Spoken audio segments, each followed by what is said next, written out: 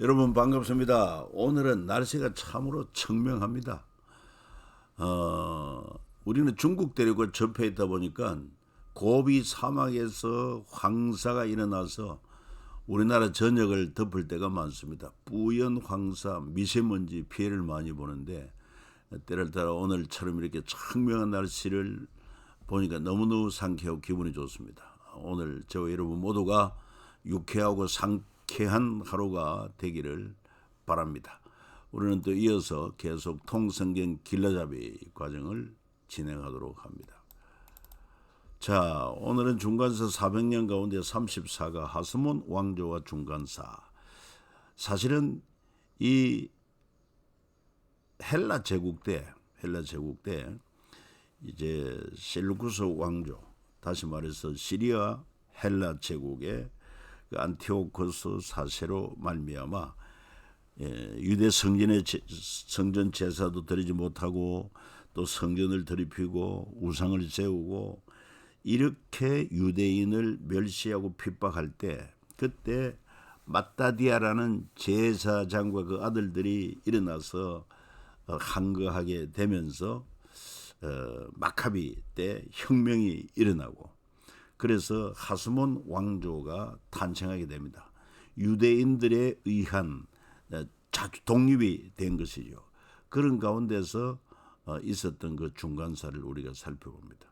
이 하스몬 왕조의 특징은 왕이자 대제사장을 겸한 그런 통치 시대다. 하스몬 왕조 요한 힐카누스, 아리스토블루스 1세, 알렉산데스 야나이우스, 살로메 알렉산드라 힐카누스 2세, 아리스토블루스, 이런 내용으로 살펴보게 될 터인데 때로 더 필요하면은 교재와 더불어서 인터넷상에 검색도 해보면서 공부를 하면은 이 하스몬 왕조의 역사를 여러분 이해하는 데 도움이 되고 신약 시대의 배경이 되는 것도 알 수가 있습니다. 시간, 공간, 주요 인물은 참조하시고요. 특히 하스몬 왕조, 왕과 대제사장을 겸한 그런 왕조 시대를 말하는데, 시작은 마따디아 제사장입니다. 유대 제사장인 마따디아에 의해서 그 셀루쿠스 왕조 안티오쿠스 4세 명령에 저항함으로 시작된 것이고, 그 아들이 첫째 아들 요한, 둘째 아들 시몬, 셋째 아들 유다 마카비, 넷째 아들 엘르아살, 다섯째 요나단, 이렇습니다.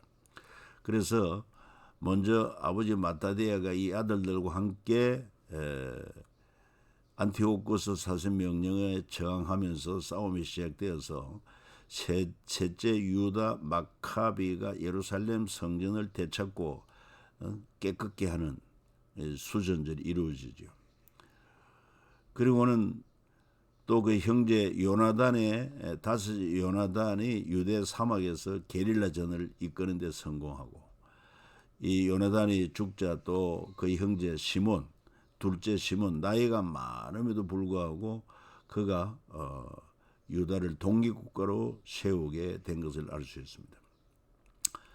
그래서 하스몬 왕조로 갈 때는 시몬과 그 아들 이제 요한 힐칸누스부터 하스몬 왕조라 이렇게 이름을 부르게 되었고, 그래서 하스몬 왕조의 특징은 왕과 대제사장직을 겸했다. 이 하스몬 왕조의 특징이라는 것을 기억하시면 도움이 되겠습니다. 자, 마카비 가문과 하스몬 왕조의 가계도를 보면은 마따디아에 의해서 그 아들들, 유다 마카비의 혁명을 이끌고, 그리고는 성전을 정결케 하고, 요나단이 또 투쟁을 하고, 그 다음에 시몬이 정식적으로 이제 유대 독립국가로 인정을 받고, 그 다음에 그 아들들 와서 요한 힐카누스 아닙니까? 그러니까 시몬 때부터 하스몬 왕조라고 이렇게 일컬었는데, 특징이 뭐냐? 하스몬 왕조는 이 별표로 된 것이 대제사장을 겸했다는 것인데, 대제사장과 왕을 겸정했다. 거의 그렇죠. 예. 살로메 알렉산드라는 여자 왕이었기 때문에 그렇지 못했고, 예. 그래서 이렇게 특징이 왕이자 대제사장을 겸했다. 자, 그러면은 이제 시몬의 아들 요한 힐카누스에 대해서 살펴봅니다. 그는 마따디아의 손자답게 용맹스럽고 정복자의 삶을 살았다고 알려지고 있습니다. 아울러 다윗 왕국의 회복을 꿈꾸며 유대 땅 전체를 정복하는 것을 자신의 의무로 알았다고 하는 것입니다. 그리고 사마리아 성을 1년간 포위하고 정복했고 옛 에돔 왕국인 이두메 지역을 정벌합니다. 이 이두메란 말은 바로 이 에돔을 헬라어로 이두메라 그렇게 불렀습니다. 이두메인들에게 유대교 개종과 학살 가운데 선택할 것을 강요했습니다.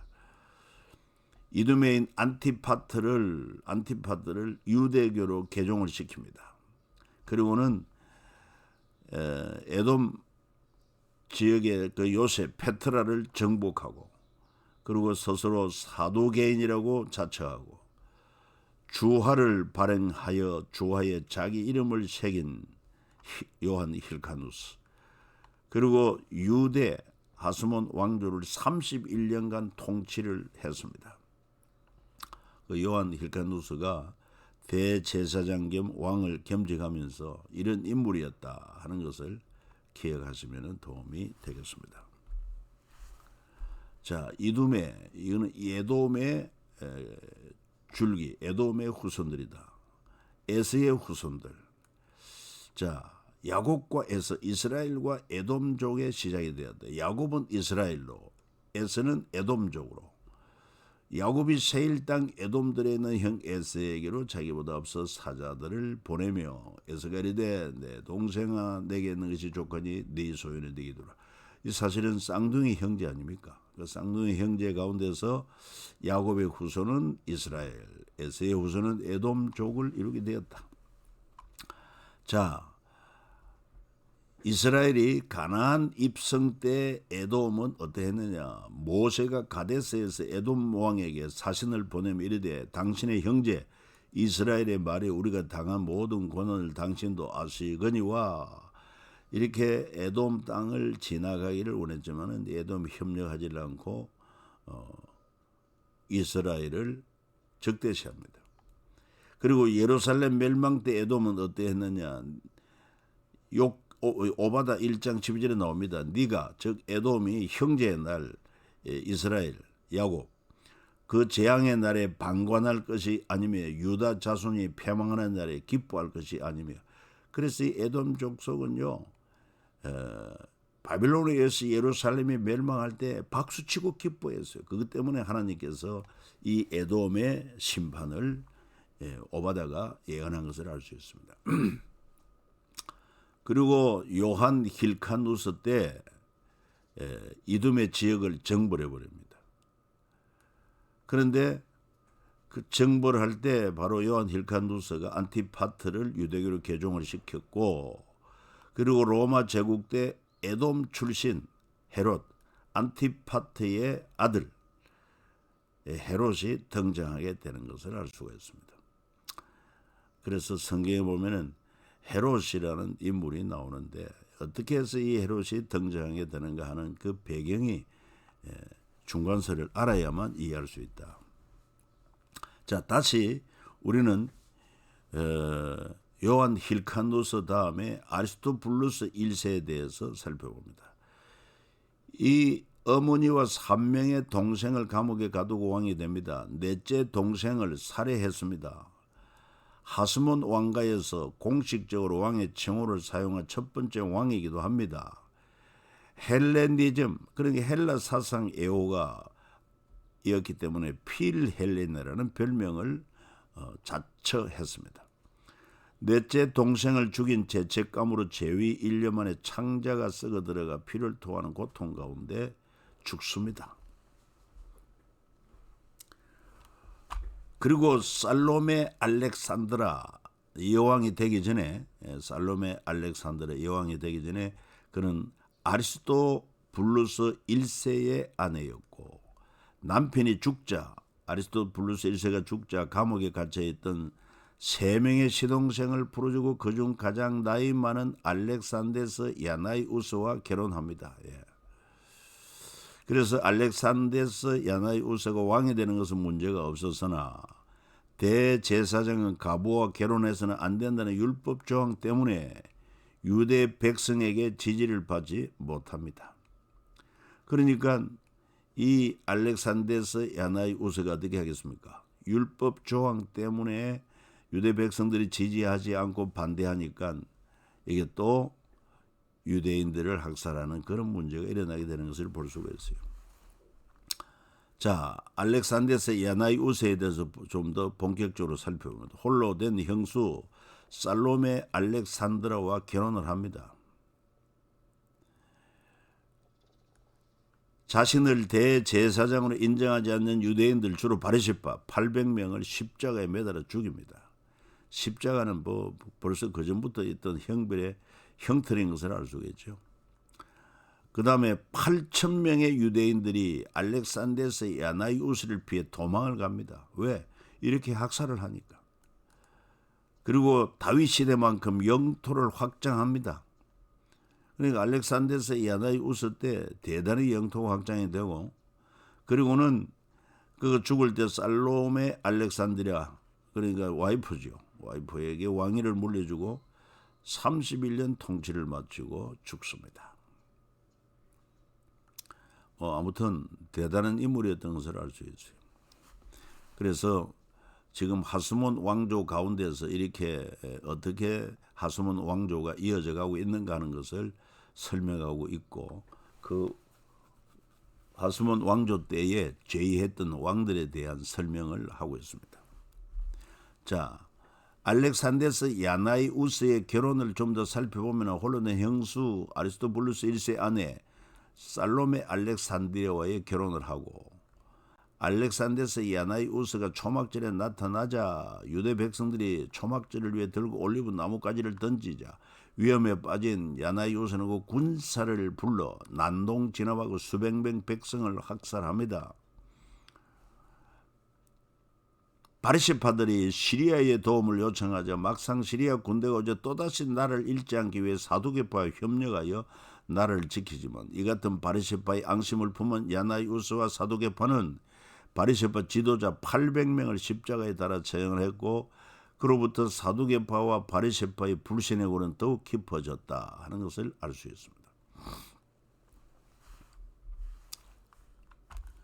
그러니까 참고로 여기서 이제 대제사장이 되려면은 자기 백성 중에 처녀를 제 아내를 삼아 그 자손의 그 백성이 속되지 않게 할지니 레위기 율법에 나와 있는데, 이런 율법 조항을 무시하고 형수 살로메와 결혼함으로 말미암아 결과적으로 문제가 생긴 것을 알 수가 있어요. 자, 그러면 이제 하스몬 왕조에서 여왕이었던 살로메 알렉산드라에 대해 살펴봅니다. 그는 물론 여자이기 때문에 대제사장이 될 수 없으니 왕만 했죠. 하스몬 왕조의 여왕 장남 힐카누스 2세를 대제사장으로 삼고 9년 재위 후 73세에 죽습니다. 오래 살았네요. 그 다음에 장남 힐카누스 2세 그리고 아리스토블루스 2세, 이 두 아들로 서로 정권 다툼을 합니다. 6년간 내전이 일어납니다. 참 권력 때문에 이렇게 부자 간에 형제 간에 피바람이 부는 거예요. 이런 가운데 바로 이돔의 출신 에돔족